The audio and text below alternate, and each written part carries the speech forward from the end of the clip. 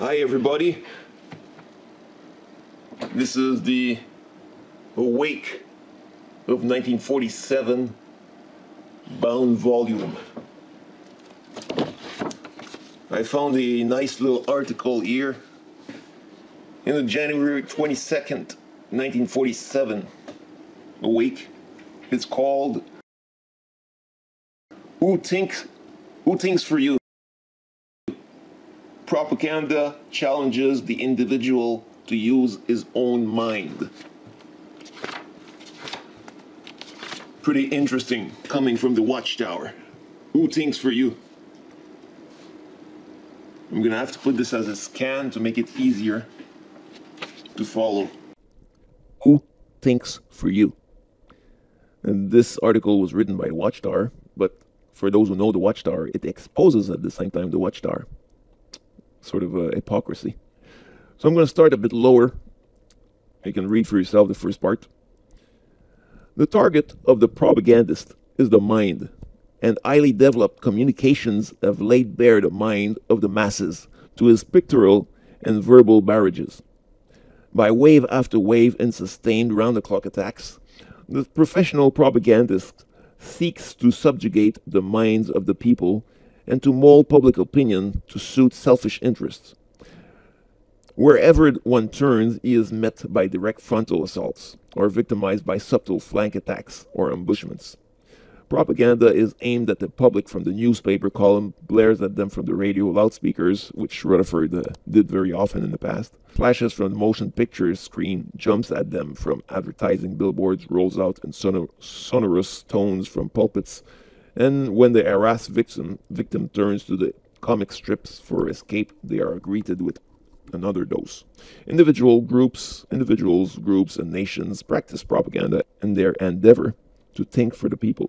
Defense through knowledge. Your defense against propagandists and the Watchtower comes through knowledge of their methods and of the past of the Watchtower. Reasoning is their deadliest foe. So don't reason. That's why they tell you to not think for yourself. Emotion is seduced as their staunchest friend, like when they told about the end of the world from 1925, 1975, they used emotions to seduce you. Hence, it is that their primary purpose is to rout reasoning and stimulate passion. Their play upon your emotions may lead you to their conclusions. Complacency and self-flattery let you call it thinking, but when you try to give concrete reasons for your conclusions, you are first surprised and then embarrassed to discover you have none. An outstanding tactic is steering emotion. In steering emotion is name-calling. By it, the propagandist gives a person or group or idea against which it propagandizes a bad label. For example, apostate, opposers, religionists, etc., etc. The hateful name rouses anger, and the one smeared by it is condemned without any evidence being examined. If one is called a red heretic or yellow traitor, or other names of odious import, the wily propagandist knows that listening bystanders will hesitate to question or examine the charge for fear that they might be considered as sympathetic towards such classes. So therefore, when somebody is labeled an apostate, or weak, or whatever, the other Jehovah's Witnesses will not question this for fear of passing for sympathetic towards those people. Most people listen, and if it's discrediting against an unpopular person or group, they believe, and as it is repeated, it is accepted as incontrovertible truth. Minds become so set that the accused one cannot even gain a hearing without ever giving ear to the victim, without ever asking for evidence and proof. The charge is accepted and believed and repeated. Before and since the time of Nero, the reverse of name-calling is where propagandists attach glittering, virtuous words to things they want accepted, like the governing body, the spiritual mother, the Watchtower, their organization of God. So the reverse of name-calling is where propagandists attach glittering, virtuous words to things they want accepted without any examination of evidence. Patriotism, democracy, freedom, and motherhood are words that are loaded down with cherished beliefs. Here again, if you hesitate or question, you are likely to be accused of opposing the virtue rather than it being recognized that you merely seek evidence to justify the use of the revered words to describe the propagandist scheme. Akin to this is the practice of associating with the new idea some organization or a person or symbol that already carries public sanction and authority and prestige. Some of the reverence attached to the established and respected persons or things seems to be transferred to the new idea merely by association that is set up. For instance, to say that the conflict between the Catholic Church and Russia is a fight between God and atheism implies by the relationship of ideas that the Catholic Church and God are synonymous.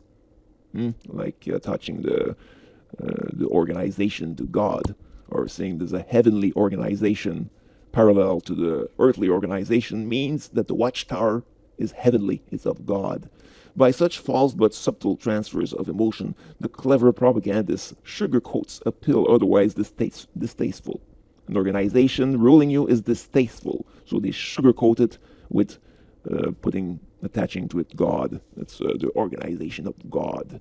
Another step taken to sell an idea on merits other than its own is to have testimonials for it from respected or prominent persons. Let's skip this here. Then there's the propagandists that harps on the theme that practically everybody is doing it.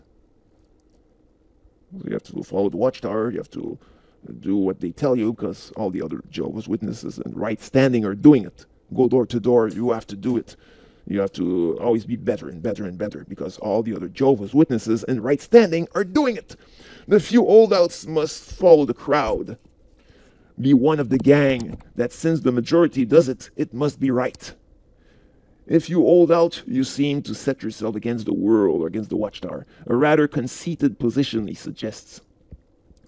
How can you be right and everyone be wrong? Everyone else be wrong. How can you be right and Jehovah's organization be wrong? Right? Unpopularity may result to the stubborn, resisting minority. You may be impeding progress or stirring disunity.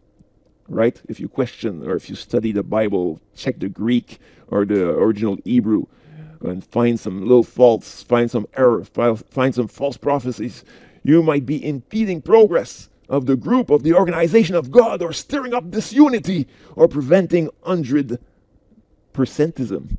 Interesting. So therefore, hey, we have to be in unity. We have to be all saying the same thing, advancing the same way. Don't impede anything. Don't say anything contrary. Don't find any trouble. Appeals are made to large groups, to persons as Americans, Catholics, Jehovah's organization, as Jews, members of certain classes, such as miners, farmers, or housewives, and so on. This type of propaganda always tries to make you think there is a grand rush to mount his bandwagon, and that you had better hurry to God's organization versus Satan's organization. So you have to come on our bandwagon, the Watchtower, God's organization, or else you're doomed, you're finished, you're a loser. It's the winning side. Don't wait and lose out. Don't take time to think, but hurry while there is still time. The end is just around the corner. Come on, join us, follow us. The propagandist has done the thinking for you and now seeks to stampede you to his side. A potent propaganda dodge is to tell only half-truths. Oh, the facts are carefully selected, those not advantageous eliminated, and loop-sided, incomplete views given. Related thereto is the device of giving statistics, an imposing column. Statistics, your little card that you fill in for your visits. Statistics are given to show so many people were reached. You have to go door to door yourself. You have to reach more people. An imposing column of figures seems to cast a spell over many, and while figures honestly assembled may not lie, clever figurers who manipulate them often do. Silver-tongued orators play on the emotions rather than appeal to reason. Then propagandists stoop to suppression of unfavorable facts. For instance, newspapers suppress the fact about Jehovah's Witnesses. Oh yeah, Jehovah's Witnesses suppress the fact about other things, about their false prophecies, about their ever-changing doctrines and whatever. The fact is that too many people do their thinking by proxy. Oh, they allow columnists to do it, commentators to do it, the Awake magazine to do it, the Watchtower magazine to do it, the Watchtower publications to do it, ministers and priests to do it, and the people are content to buy this second-hand thinking. Propaganda is a challenge to the individual to use his own mind if he has one, to scrutinize and analyze, to be impartial and unprejudiced, to be wary of words and ideas highly charged with emotion. In short, know the propagandist's tricks and defend yourself. Be prudent. The simple believes every word, but the prudent man looks well to his going.